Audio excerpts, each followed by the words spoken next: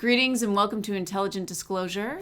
I'm Richard Dolan. Here's my wife, Tracey. Welcome, everyone. So glad to be back. Happy to be back. It's been a couple of weeks since we've done a live show for you. And, well, I guess we should say this is not live either. It's not. No. Sorry, we can't do it tonight. Pre-record. Reason. Thanks, YouTube. They've kind of gotten rid of the whole Google Hangout thing, which was really the only live system we knew. We're very low-tech in a lot of ways. So It's true. we got to figure out the third-party stuff. On August 1st, they eliminated Google Hangouts. That's really what it comes down to. Yes. So, and rather than learn the new system like overnight, there's all these different software packages I got to figure out. You got to figure out. So until we do that, pre-record is the way to go. This is what we're going to do. That's how it's going to be. Yeah. But anyway, we're happy to be here. We did a lot of travel. Yeah. We were in the UK. We were in Denmark. Yeah. And I think we had a good time. We had an amazing time. We had a couple of conferences. We had Awakening UFO. And we had UFO Denmark. We also took a short trip to York. But the two conferences were absolutely amazing. The people were wonderful. We got to meet so many people who watched the show. And Great to meet a lot of you in person. That was totally awesome. Yeah. You did 2 lectures, your first 2 public lectures. I have to say, I think you did a great job. How do you feel about it? I honestly, I really enjoyed doing it because I'm talking about something that I find is important and I'm passionate about. So I loved it. I loved the experience, and it was really great being there with you and being there with Linda Moulton Howe and other people. Linda gave me lots of pointers. You're not tooting your horn. So she was talking about remote viewing. No surprise there. Your remote viewing experiences, which you really got into some detail. I did. It wasn't all about remote viewing. It was just a small slice of some other experiences that I've had and how I think remote viewing sort of relates into that, and why I think remote viewing can be an important tool, and why and for what. So that was kind of what I chose to talk about for these. For my part, I got into a lot of the themes that I've been hitting for a while. If you've watched our shows, if you watch my Saturday programs, you know what I'm interested in. The whole fact that ufology has basically been turned upside down over the past couple of years, and including, the theme that I really feel in the last few months has been very, very important. That is the leak of papers relating to Admiral Thomas R. Wilson from his conversation with Dr. Eric Davis. Talked a lot about that, as well as a number of other related items. So, and that subject is not going away. You mark my words, it will continue to gain, not lose power, as it has been doing. It's been gaining power all this time. And I would just like to mention, of course, I know a lot of you who watch this YouTube channel already know this, but Richard received the Stellar Citizen Award. Yeah, that was a nice, had no idea that was going to happen, to be honest, and it was very touching. It was nice. All those people, it wasn't just my mom who thought I was a nice guy this time. It was actually these other people. A lot of people went into planning that and holding that secret for a long time. So it was very touching. Yeah, so that was very nice. It was a wonderful presentation. The only thing that makes me a little uneasy is that usually you get those things at the end of your career, and I'm thinking I'd like to keep going for a little longer. We'll let you. So thank you. I'm not quite done yet. But well deserved. I just want to say well deserved. Thank you. From everyone. So we did those 2 things. We met with some good researchers, had some very good conversations. I just want to give a shout out to Chris Aubeck of the Magonia website. Chris is a brilliant researcher, really expert in pre-1947 cases. He spoke with us at UFO Denmark. Denmark, right. No, I was thinking Manchester. Denmark it was. It's funny because Chris and I do not agree on every element of the UFO phenomenon. We certainly do not. But I really feel, and I think he felt the same way, that we kind of enjoyed interacting with each other, and we enjoyed hearing each other's perspective. I certainly enjoyed his, and I hope to get him on a guest on the Richard Dolan Show in the future, and we'll have some very engaging conversations. I think it will be amazing. So I got to witness some of what they were getting into, and I think a lot of people would really benefit from hearing that. And you're both experts in your area, yet you do have these overlying parts that don't see eye to eye. So I personally benefit from talking with him and hearing his perspective. So, and I think we all will benefit though from hearing you two discuss this. So, right. I think it'll be interesting. Look forward to that. I hope you guys do it soon. Yeah, I think so. I really enjoyed meeting him. So anyway, we had a good trip, but of course it makes it very difficult to get a lot of work done when you're traveling. It's tough. So here we are back at our digs. I just want to say also we met with Grant Cameron. You guys had a good, yes. Had a good meetup, and you met up with Robert Fleischer and Francisco Moreo Correa. Look, we have a thing over how we say his name. No one gets it right. No one gets it right, but we try. We walked away every day practicing. Unless you are Portuguese, you're not going to get his name right. I don't care who you are. None of the Germans, none of the Danish, none of the Brits, no one got it right. So I don't feel that bad anymore botching his name. He's a wonderful man. Francisco. And every time I said it that way, he's like, yes, Richard, that is correct. So anyway, we had a very wonderful time with these researchers, and now here we are. We did. So what I want to get into today, we still have a few other kind of news items you were looking into, but I really want to get into a theme relating to the Tic Tac UFO. Now, everyone's been talking about the Tic Tac UFO for the last 2 years. It's not hard to understand why. It's an amazing event. 2004, off the southern coast of California, United States Navy encounters an object described as a large 40-something foot long Tic Tac, white, on the ocean. Incredible maneuverabilities, multiple thousands of miles per hour, and so forth. And I'm very glad that we're getting a lot of publicity on this case. It's very important people understand.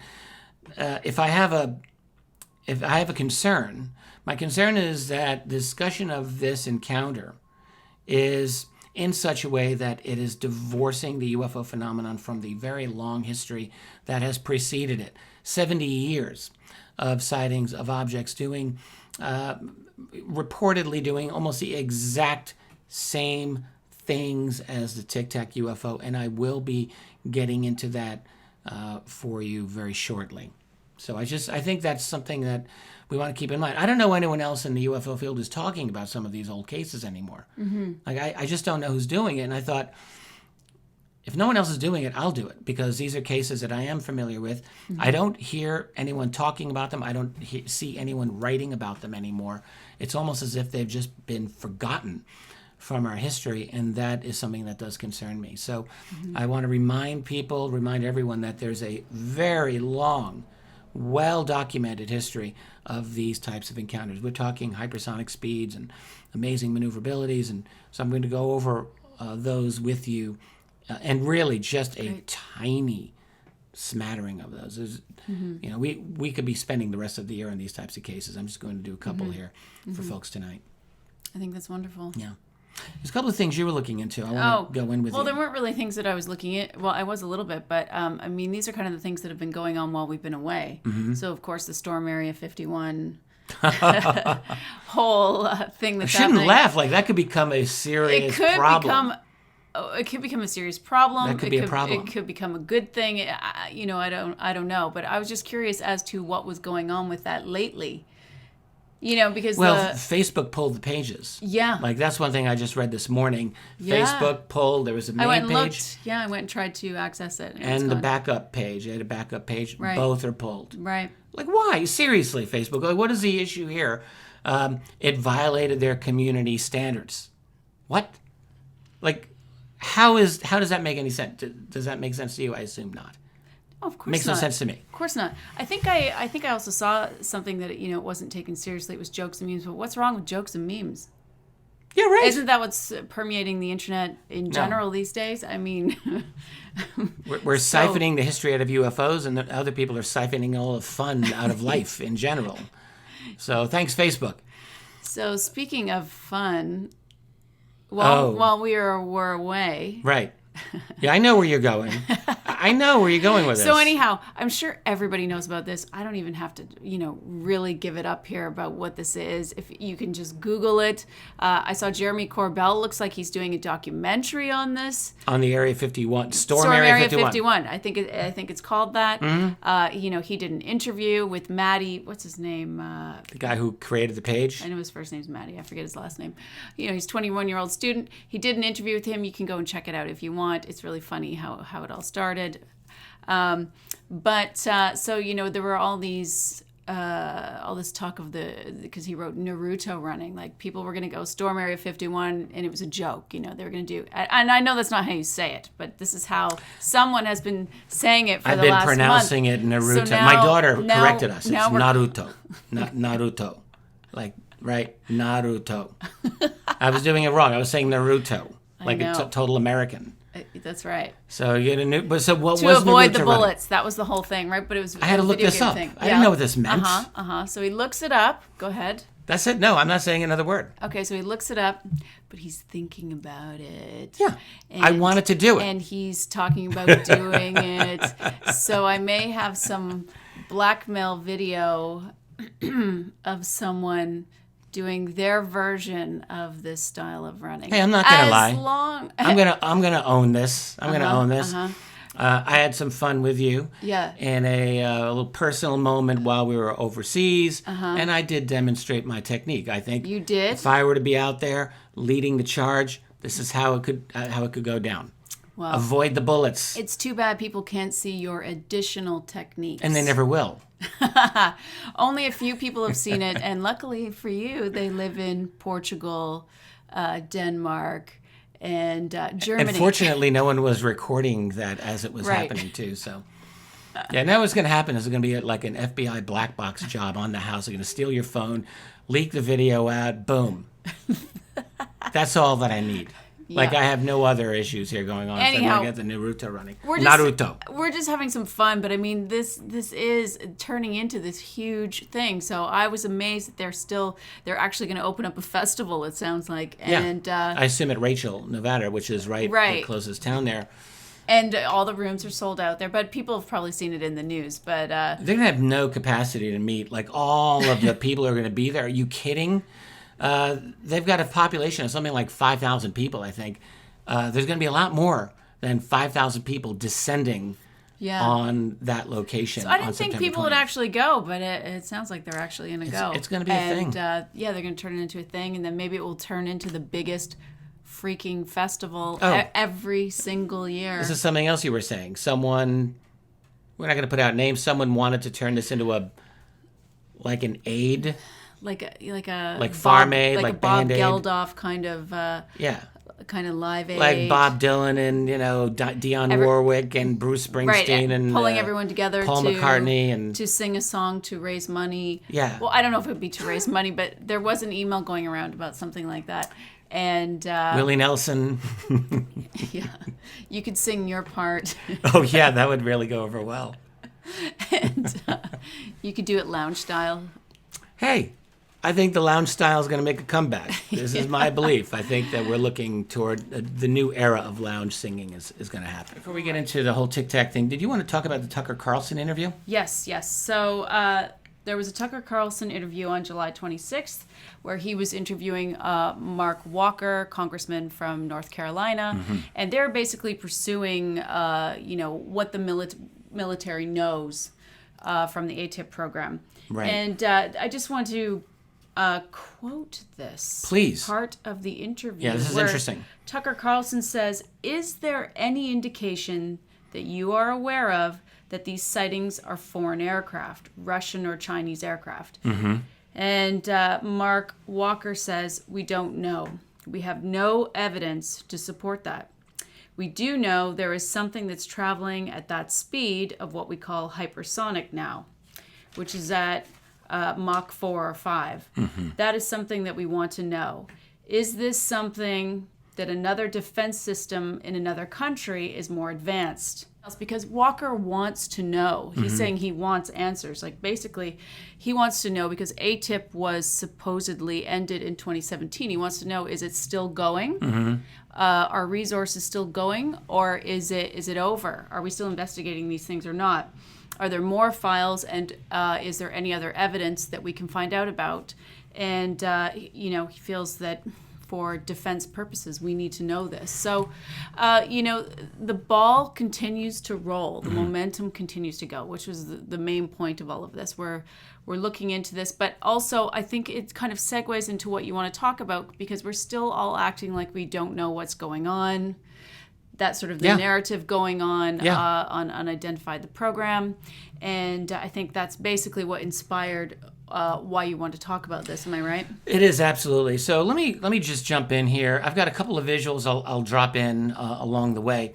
But really what I want to emphasize here is that the Tic Tac UFO performance is nothing new. That's the fundamental takeaway that I want you to have here. So the Tic Tac UFO encounter took place back in November 2004. We've known about it. Believe it or not, it was actually written about not long after it occurred. There was references to it on the website above Top Secret, some discussion. And then a few years later, it appeared on a website called Fighter Sweep by a fighter pilot named Paco Chirio, who's a friend of David Fravor. Talked about it there. Essentially what you've got is a series of encounters off the Southern California coast in November of 2004 during battle maneuvers. This is in the early years of America's global war on terror. If you're around, you remember it very, very well. So this is serious business, and there were objects, plural, that were detected by the United States Navy, basically seemingly snooping around with what they were all about. Okay. The performance was quite amazing. So you've got testimony of guys like David Fravor. You've got Kevin Day, who ran radar on the USS Princeton, talking. All of them are, and others as well. And they're describing objects, plural, with capabilities of multiple thousands of miles per hour. So when this congressman is talking about Mach 4, Mach 5, we're talking hypersonic speeds. You're talking roughly in the ballpark of about 5,000 miles per hour. It's ridiculously fast. Fravor's testimony, he said that the object, when he went to circle around and pursue it, it took off. It was gone out of visibility within 2 seconds. Again, if you have calculated perfect visibility of 10 miles or a practical visibility of 50 miles, however you slice that, you're talking not less than probably 9,000 miles per hour. So that's insane. Kevin Day, operating radar on the Princeton, more recently has said, on one occasion, he said we tracked it at an altitude of 28,000 feet, dropping down to sea level in 0.78 seconds. You calculate that, that's over 20,000 miles per hour, and apparently stopping on a dime. So now, look, admittedly, this is simply Kevin Day's testimony. Hardened skeptics, and there are hardened skeptics, will dispute that until they see data. Okay, fine. I'm going to believe Kevin Day, and I think it's realistic to believe him when his testimony is consistent with that of everyone else involved in this. And hopefully we'll get that data. But the point is, this is incredible fast capability and with maneuverability to go with it. And can I just add, they also mentioned the transmedium ability, so that air to water. Yeah, that's right. Air to space, air, water. So and that it was even being tracked underwater at speeds that were unusually fast. Well, that were actually, as far as we can tell, not possible for underwater objects to go at. Right. Like obviously nothing comparable to what you get in the air, but underwater speeds that are, as far as we know, far faster than our fastest submarines. So, yes, all of that. Absolutely. This is all the testimony. And yet when you get, like with this congressman that you're just mentioning, or Lou Elizondo, who's made many statements, or Christopher Mellon, who's made many statements, saying, well, we don't really know what this is. Okay. It's not hard to see why They're going to say that. They're being very careful. It's the old CYA rule. You don't want to put yourself out there in a way that you cannot defend against people who are really going to come after you. But the fact is, they keep saying this. We don't know what it is. And the other thing that I always notice is that, it's siphoning all the history out. It's almost as if sightings began in 2004, the way that they're portraying this. And this is so absolutely untrue. So what I want to do is just emphasize a little bit of the long history, A, of objects that look like Tic Tac UFOs, and B, perform like the Tic Tac UFO, if not better, because there's a few of these cases. And I just want to go back through, and I'm going to start dropping images here. So I've talked about this many times. Forgive me if you've heard it, but I think it's an important case. I'm glad that I found this case. This is in Ottawa, in the Canadian National Archives of what was called the National Research Council of Canada. Back in the 70s and 80s, they took UFO reports from the public. And look, so I'll be the first to say this isn't an official government report. It's a man in his retirement writing to the National Research Council in the early 80s, talking about when he had a job for the Canadian government in 1936, doing aerial reconnaissance and aerial mapping for the Canadian government of their northern regions, which is a thing you do in the 1930s. You've got aircraft that can do it, cameras that could get the job done, and there's a cool job for a 25-year-old, I would say. So he's going up into the uninhabited territories of Canada and at a place called Aylmer Lake, Aylmer. You look at it, here's where it is on the map. It is utterly remote. I mean, even for Canadians, they're kind of remote from an American point of view. But you go all the way up here. This is north of, like, Saskatchewan. You're in Northwest Territories and in the middle of it. Yeah, that's extremely remote. We wouldn't go up there, You can't go there. It's actually not, I don't think there are roads to this day that can take you there. And if you could zoom in, it's a place of infinite lakes. And it's not easily traversable, we'll put it that way. But he's up there on his aircraft that can land on the water, really cool. And this is what he writes in perfect penmanship, I will just say. He says, at the time of the sighting, I was standing on the float of my aircraft performing a before-flight inspection when I happened to glance skyward and detected the vehicle in question completely stationary. That alone is interesting. What can be up there completely stationary? I mean, a bird, in theory, might be up there, although I doubt it, because there's nothing to eat there for birds. But certainly an object to be completely stationary up there, that by itself is unusual. And he goes on, he says how long it had been there, and for whatever reason, I have no idea. At the time, the sky was azure blue, completely clear of all cumulus and cirrus clouds. He even gives the acronym for that state. This is a very precise man, making it virtually impossible, he writes, to determine the height of the object in question. In trying to describe this vehicle, I can only say that it was the most magnificent configuration of an airship one could imagine. I would say it was very large, but this would depend on the height, which, as stated, could not be determined. He goes on, and he just describes some of the contours and features of it. So light aluminum color, not reflective. Elliptical shape, like a Tic Tac in a sense, you might think. No portholes, no identifiable markers of any sort on this thing.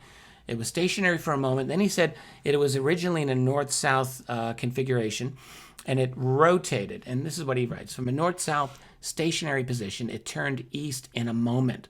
The turning was hardly detectable to the eye.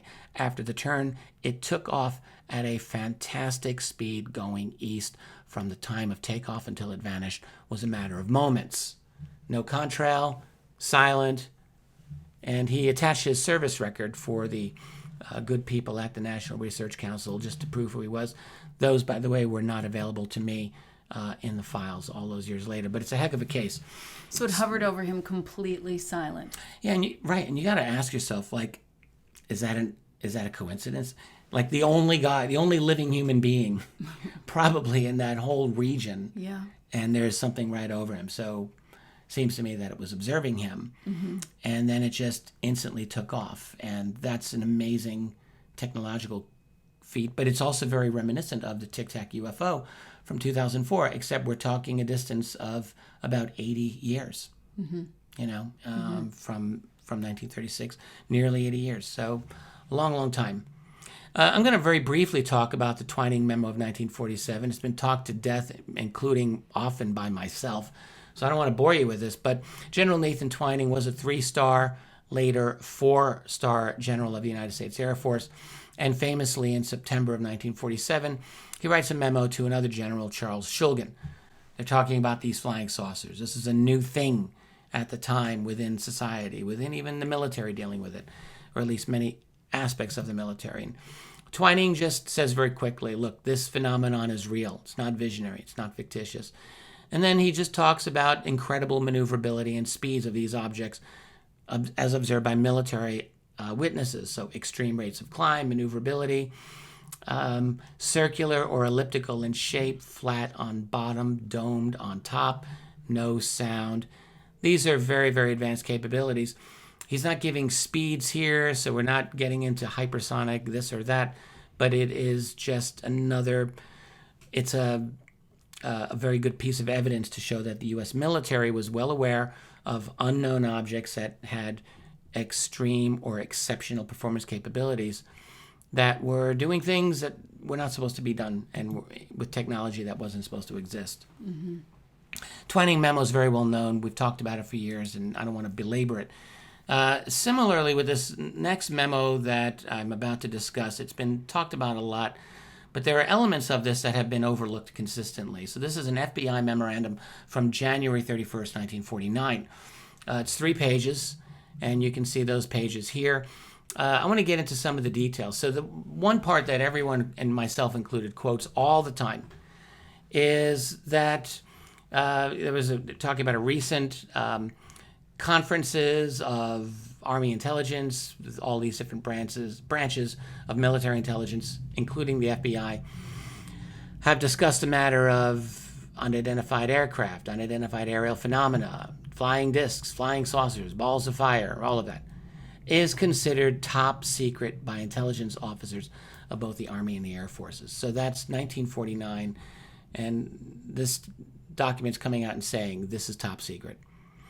Now that's important right off the bat, and we've all talked about this, and it's worth keeping in mind when, 70 years later, you got people claiming we don't know what this is, we don't know what we're dealing with. Well, it's been top secret for a long time. But let me go on here with this 3-page memo because there's a lot of detail in here that's quite fascinating. So one of the things that this memo recounted from these meetings that the military was holding was the famous July 1948 near collision, the Eastern Airlines case. This was one of the things that was talked about in the TV series Blue Book. They had that whole thing happen. The rocket-like object zoomed by it. That's right. Well, this was a real thing, and they're just describing it here, a large rocket-type craft, estimated speed. I don't know how they are arriving at this estimate, but they're getting it as to more than 2,000 miles per hour, 2,700 miles per hour. That's mighty fast. Now, whatever the speed of this thing was, it was described by the pilots and the passenger who saw it as incredibly fast. So whatever you've got. So they're talking about this, but then it gets even more interesting. They get into the Los Alamos so-called green fireball phenomenon, all in this FBI memo. So they're talking about invasions of sensitive airspace by unknown objects at Los Alamos. It's a very important place there with a lot of nuclear technology happening. They give the dates in December of 1948, quite a few of them. And then talking about the caliber of the witnesses who were all highly qualified, very intelligent professional individuals, military pilots, special intelligence officers, and so forth.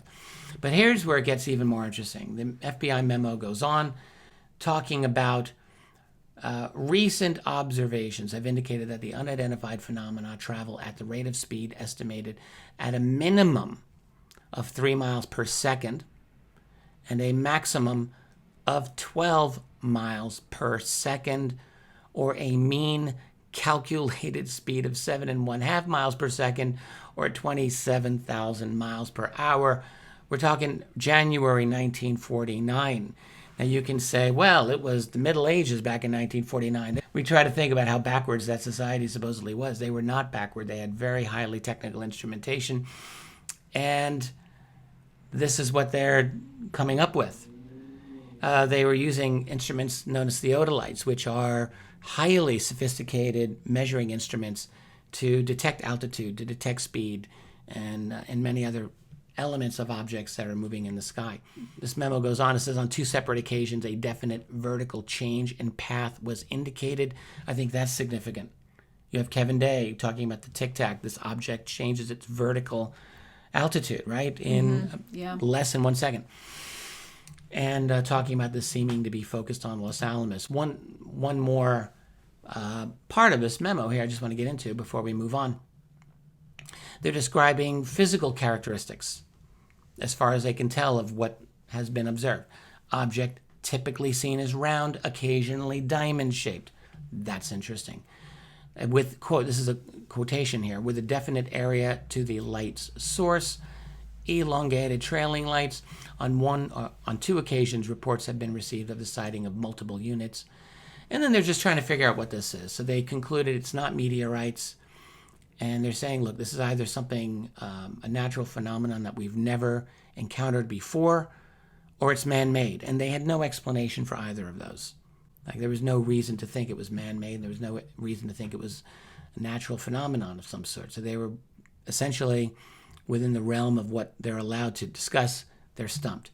So that's the FBI memo. And it just proves, if nothing else, that 70 years ago, that memo was 70 years old, you've got descriptions of objects duplicating or possibly surpassing what we're seeing with the Tic Tac UFO. So if you're going to argue that we're talking, man-made, breakaway civilization, secret tech, okay, fine, but I think you've got to make the case for the 1940s as well. I think that you can't do one without the other. Just 2 more memos, and then I'm out of here. This is a classified message from Robbins Air Force Base. This is July 10th, 1951. This is a very interesting memo. It's not quite getting into Tic Tac capabilities necessarily because there's not enough data here, but it concerns an encounter by the pilot of an F-51 as the Mustang, great aircraft, fighter plane out of Lawson Air Force Base in Georgia. Here's an image of the F-51, formerly the P-51 during World War II. These were the last frontline fighter aircraft that were prop-driven before the jet, the F-86 jet, kind of replaced it as a top-line fighter aircraft. But they were amazing. They had a cruising speed of over 350 miles per hour. They could gun it to over 440 miles per hour. Very fast. Wow. Yeah, and great maneuverability. They were awesome planes. Highly effective in World War II. So it was that type of an aircraft that this pilot was flying in 1951. And the report describes, these are all quotes out of the report, object described as flat on top and bottom and appearing from a front view to have rounded edges and slightly beveled. From view, as object dived from the top of the plane was completely round and spinning in a clockwise direction. I guess I should say the pilot said that this object came right at him and dove down, and then went under his plane as he was flying. So we'll go on. We've definitely heard that in the more recent accounts. Yeah, another close encounter in the air where these things are zooming. Right. Maybe you're thinking of the Navy encounter from 2014, 2015. When you got the FA-18 Super Hornets. They're flying in tandem, and this thing zooms right between them. Well, also the pilot reports this from the Tic Tac video as well, or the Tic Tac account as well. How Fravor is circling around, the object comes up to meet him and then zooms off. Mm-hmm. Right, exactly. So they go on here. Object did not appear to be aluminum. Only one object observed. Solar white, no vapor trail or exhaust or visible system of propulsion.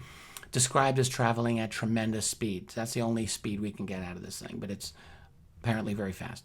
Pilot states the object was about 300 to 400 feet from his plane, about 10 or 15 feet in diameter. States that he felt a disturbance in the air, described as a bump when the object passed under plane. This is a very specific description here. Pilot is considered by associates to be highly reliable, of mature judgment, and a creditable observer. So that's Robins Air Force Base report from 1951. And then this is the last one I want to get into here. And this has always been one of the most interesting reports of the 50s that I have read through Freedom of Information. It was a classified message from the headquarters of the Tennessee Military District, 1953, the summer. And this was an incident over Oak Ridge, the Atomic Energy Commission facility there on July 19th of that year. Now, Oak Ridge, like Los Alamos, through the 40s and 50s, was a scene of multiple ongoing violations of its airspace by unknown objects. This was a regular occurrence at Oak Ridge, just as Los Alamos.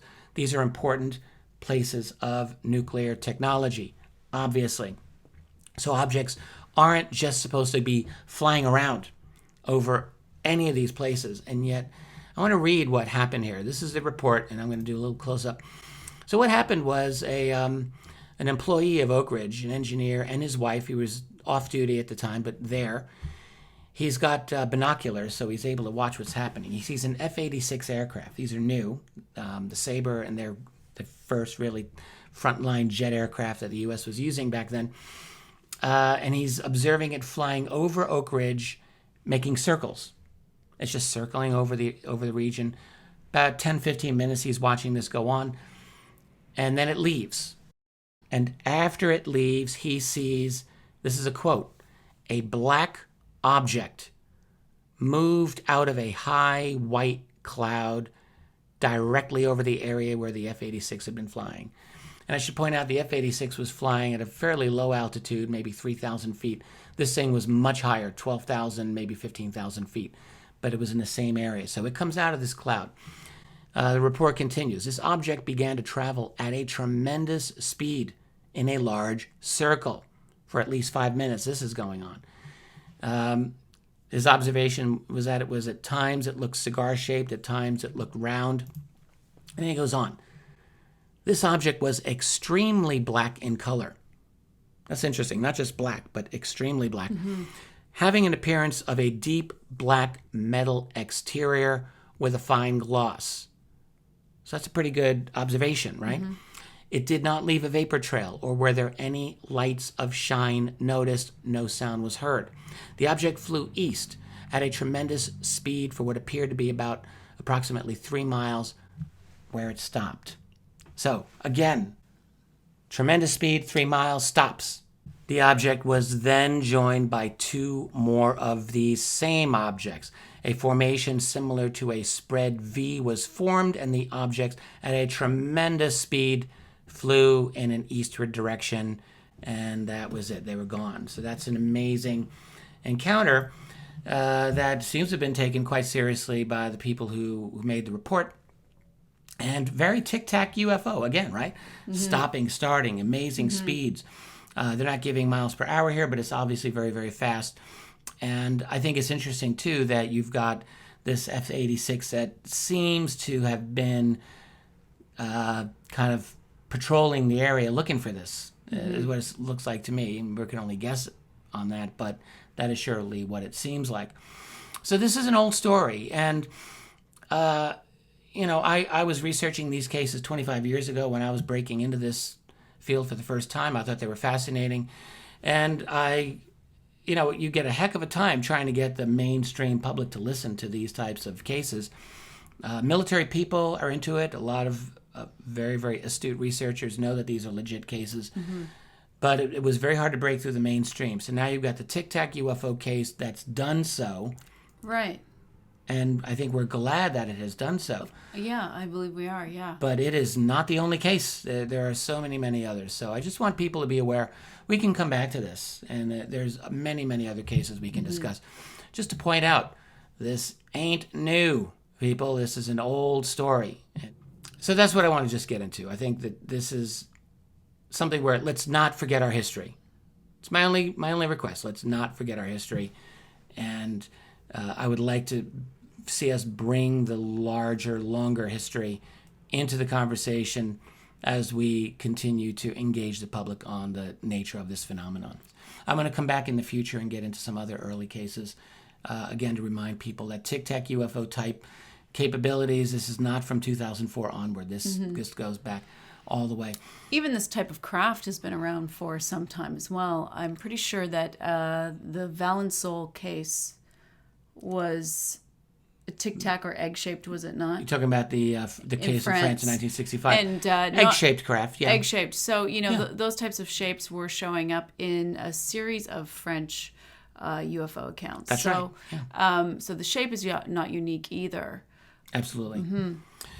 So, okay, well, good. I don't have anything else to throw out at people for tonight. I don't know if you do. Nope. I think it's great that you're reminding us of the history, and I think it's great that you're also talking about how it might be important that TTSA is opening up this dialogue for everyone. Well, I like more of the mainstream that never was looking at this before. So I like that they've opened up the dialogue. I know people are going to hate me for that. I'm getting everybody mail from some really intense people out there. Look, I'm not saying that everything that they're saying is something that I personally agree with. I do not like the fact that the history of the phenomenon's been taken out of this and out of all the way that they're speaking about UFOs. And I don't believe for an instant when they say things like, we don't know what this is. Right, but are that's a game. They're just playing a game here. Right, but are we happy that mainstream is now having these dialogues and that it's in the news, or not?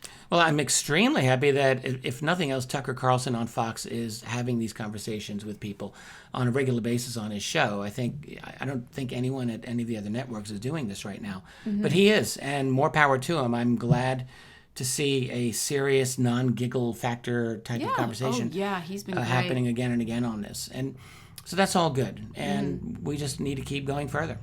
This is a long, long road. We're talking 70-plus years of deep, deep lies. And I don't think any longer that they can just end like overnight. I don't think that's going to be easy or possible. I think what we're looking at is it's got to be step by step. And look, I'm not even saying that we're ever going to get to the goal line. I'm not sure that's going to happen. I don't know if that's going to happen. In other words, could the current movement toward openness on this subject just stall and die? Yes, absolutely it can. There's nothing inherent saying this has to go to the goal line. It could get stopped, and that's always something to keep in mind. But more and more has been coming out, and it can't go back in. It's out. It's in the public domain. So I have a feeling we've already hit a certain critical mass where the mainstream conversation on this UFO phenomenon has reached a point where it's really going to be very difficult, if not impossible, to put it fully back in the bottle. So we're going to be in a new place if this all settles out, someplace short of disclosure. It's still going to settle out someplace, and we're going to be having different types of public conversations than we have been having over the past 10, 20, 30 years. So we'll just have to see where this ends up. But again, one thing that I want to maintain is that there's a long history here and a long history of security classification about this phenomenon. So again, when they say we don't know what this is, it could be just another element of compartmentation where one little compartment may not know. There's another compartment that may know. We've got all different possibilities here, but someone knows. And the fact is, if you know, which you do, you can be sure that someone in more secure places within the intelligence community structure or private industry knows even more. So, on that basis, how about we wrap this up? Yep, sounds like a good All idea. Right. It's been fun. So, yeah, hope you enjoy the pre-recorded edition of Intelligent Disclosure. We'll figure out doing a live method on this as soon as we can. But we wanted to give you something while we were working through the technology. Yep. I think that's it. That's it. All right, everyone. Have a great night. Catch you next. We'll see you soon. Catch you next time. We won't be doing a show next week, but we'll probably catch you up the week after that. What about Saturday for you? I don't know. I'm going to be doing some travel. We'll see. If I can do a pre-record, right. I'll see what I can do. Okay. All right. Later, everyone. Take care, everyone. Bye. Bye. Thanks for watching. If you like what you see, please click the like button, subscribe to my YouTube channel, and click to receive notifications. All that really helps me. And do see what Tracey and I are up to on our website, richarddolanmembers.com.